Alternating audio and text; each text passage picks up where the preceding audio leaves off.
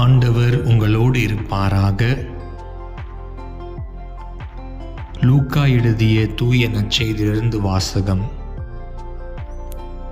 அக்காலத்தில் கூட்டத்திலிருந்து ஒருவர் இயேசுவிடம், போதகரே, சொத்தை என்னோடு பங்கிட்டு கொள்ளுமாறு என் சகோதரருக்கு சொல்லும் என்றார். அவர் அந்த ஆளை நோக்கி, என்னை உங்களுக்கு நடுவராகவோ பாகம் பிரிப்பவராகவோ அமர்த்தியவர் யார் என்று கேட்டார்.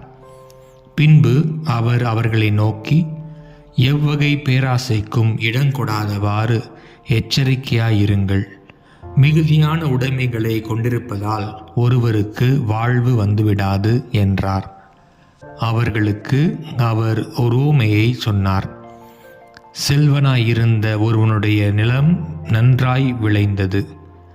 அவர், நான் என்ன செய்வேன், என் விளைபொருட்களை சேர்த்து வைக்க இடமில்லையே என்று எண்ணினார்.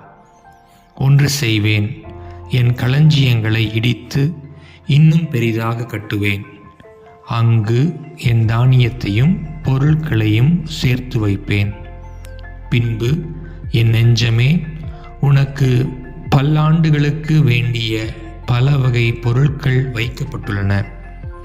நீ ஓய்வெடு, உண்டு குடித்து மகிழ்ச்சியில் திளைத்திடு என சொல்வேன் என்று தனக்குள் கூறிக்கொண்டான்.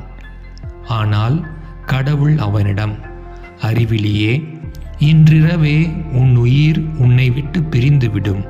அப்பொழுது நீ சேர்த்து வைத்தவை யாருடையவையாகும் என்று கேட்டார்.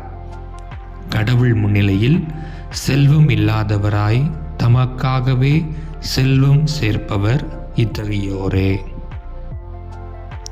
ஆண்டவரின் அருள்வாக்கு.